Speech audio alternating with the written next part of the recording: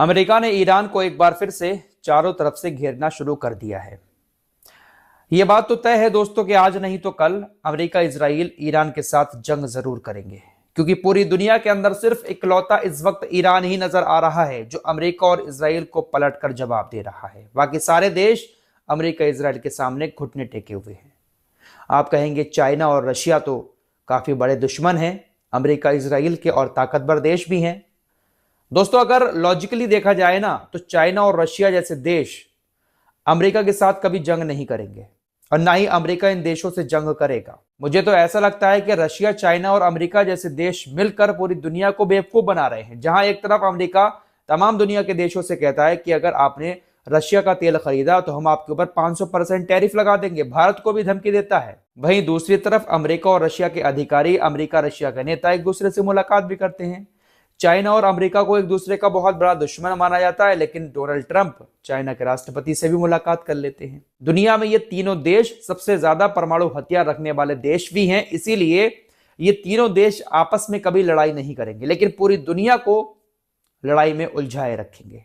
America middle east में काफी लंबे वक्त से अपने पैर पसारे हुए है। जितने भी अरबी देश हैं, इन तमाम अरबी देशों को अमेरिका ने अपना गुलाम बना रखा है, लेकिन अब कुछ टाइम से ईरान इन लोगों के सामने डटकर खड़ा हुआ। ईरान ने अपनी ताकत को मजबूत किया, परमाणु हथियार भी बनाने पर फोकस किया, बहुत सारी मिसाइलें भी बना ली और अब शायद दुनिया में सिर्फ ईरान ही एक ऐसा देश है जो इनको जवाब देने की धमकियां देता है।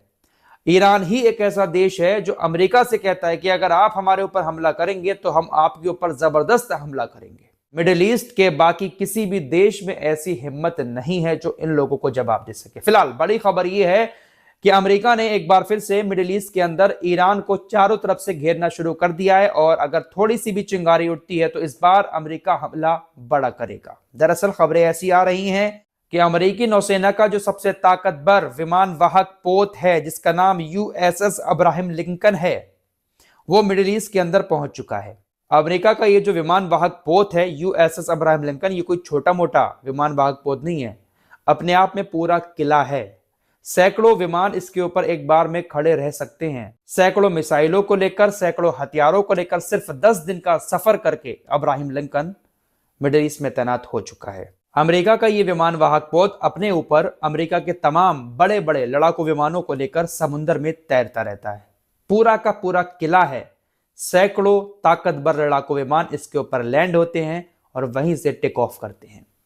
इसीलिए इसको काफी ताकतवर माना जाता है कि यह समुद्र के किसी भी कोने में पहुंचकर किसी भी देश के खिलाफ अपने मिशन को अंजाम दे सकता है, क्योंकि लड़ाकू विमान समुद्र में तो लैंड कर नहीं सकते, इसलिए ऐसे विमान वाहक पोत होते हैं समुद्र के अंदर। लेकिन अमेरिका का ये काफी ताकतवर विमान वाहक पोत माना जाता है। अमेरिकी नौसेना ने अपने इस विमान वाहक पोत को समुद्र में ऐसी जगह पर खड़ा किया है कि अगर वहां से मिसाइलें फायर की जाती हैं तो ईरान के किसी भी कोने में वो जाकर गिर सकती हैं। तो इस तरह से अमेरिका ने समुद्र के जरिए ईरान को घेरने की कोशिश की है। हवाई ताकत मजबूत करने के लिए अमेरिका ने अरबी देशों का सहारा लिया है। कतर के अंदर अमेरिका का बेस बना हुआ है, आपको मालूम ही है। तो खतरनाक अमेरिका के पास जो V-52 बॉम्बर्स हैं उनको कतर के अंदर तैनात कर दिया है। साथ ही साथ जॉर्डन के अंदर F-15E स्ट्राइक ईगल्स को भी अमेरिका ने तैनात कर दिया है। तो समुद्र में भी अपनी ताकत को मजबूत किया है और हवाई ताकत को भी अमेरिका मजबूत कर रहा है। ये सारी बातें इस बात की तरफ इशारा कर रही हैं कि अमेरिका ईरान को पूरी तरह से रोकने की कोशिश कर रहा है। हालांकि डोनाल्ड ट्रंप की तरफ से कहा गया है कि ये सिर्फ इसलिए तैनाती की जा रही है ताकि हम अपनी ताकत को दिखा सकें, हमला करने का हमारा इरादा नहीं है। हालांकि अगर कुछ बातें हमारी नहीं मानी जाती हैं तो हम हमला भी कर सकते हैं।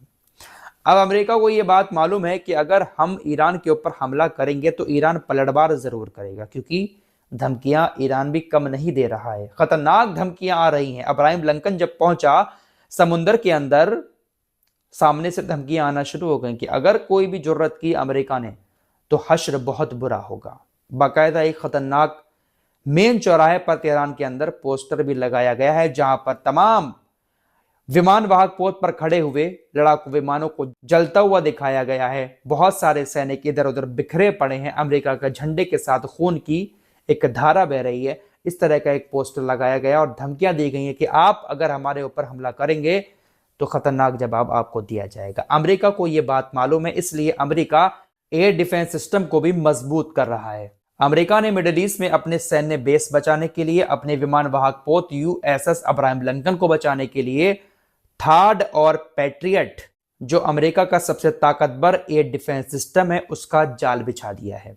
और यह जाल कहां कहां पर बिछाया है? सऊदी अरब, कुवैत और कतर के अंदर।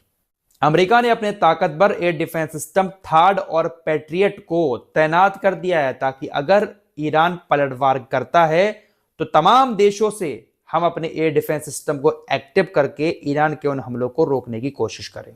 ईरान अगर पलटवार करेगा तो सऊदी अरब से भी उसके हमले को रोका जाएगा, कतर से भी, कुवैत से भी, और इधर जॉर्डन और मिस्र तो बैठे हुए हैं, साथ ही साथ इजराइल भी है।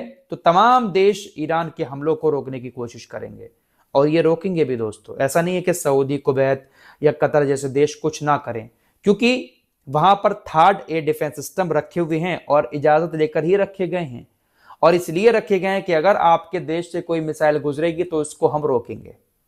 तो अमेरिका इस तरह से ईरान को घेरने का जाल बिछा रहा है, लेकिन ईरान की तरफ से पलटकर यही कहा जा रहा है कि अगर तुम हवा बोओगे तो तूफान काटोगे। ये जो पोस्टर लगाया गया बीच चौराहे पर तेहरान के अंदर, ईरान में, उसमें यही बात लिखी हुई थी कि अगर तुम हवा बोओगे तो फिर तूफान काटोगे। कहते नहीं है कि आप अगर कुछ गलत बोओगे तो गलत ही काटोगे। फसल को लेकर एग्जाम्पल दिया जाता है कि गलत बीज बोओगे तो गलत ही फसल काटने को मिलेगी, इसीलिए कहा गया है कि अगर तुम हवा बोओगे तो तूफान काटोगे। दोस्तों, ईरान में हाल ही में जो कुछ हुआ था आप सभी को मालूम है, किस तरह के विरोध प्रदर्शन सरकार के खिलाफ हुए, लेकिन अब प्रदर्शन रुक गए हैं। ईरान की सेना सड़कों पर उतरी और विरोध प्रदर्शन खत्म हो गए। अब ईरान को लेकर एक बहुत बड़ा दावा किया जा रहा है। ईरान के अंदर जो विपक्षी मीडिया है, सरकार के खिलाफ जो मीडिया बोलता है, उसकी तरफ से यह दावा किया जा रहा है कि 8 और 9 तारीख के बीच में ईरान के अंदर तकरीबन 36,000 लोगों को आईआरजीसी ने मार दिया। आईआरजीसी और बसीज आर्मी जो है ईरान की, उन्होंने साथ ही साथ इराक और सीरिया से भी कुछ लोग आए थे, जिन्होंने एक साथ मिलकर सिर्फ एक रात में 8 से 9 तारीख के बीच में 36,000 लोगों को कथित तौर पर मार दिया। ये प्रोपेगेंडा फैलाया जा रहा है। दोस्तों, अगर 36,000 लोगों की मौत हुई होती तो अब तक दुनिया में हाहाकार मच गया होता। सिर्फ एक दिन की बात बताई गई है कि 8 से 9 तारीख के बीच में विरोध प्रदर्शन कर रहे लोगों के ऊपर गोलियां बरसाकर मार दिया गया। ईरान के अंदर मौतें तो हुई हैं दोस्तों, लेकिन इतनी मौतें नहीं हुई जितना आंकड़ा बताया जा रहा है। तो इस तरह के प्रोपेगेंडा के साथ ही दुनिया को बेवकूफ बनाकर अपना काम निकाला जाता है। फिलहाल ईरान इस वक्त सबसे ज्यादा अमेरिका इजराइल की नजर में खटक रहा है।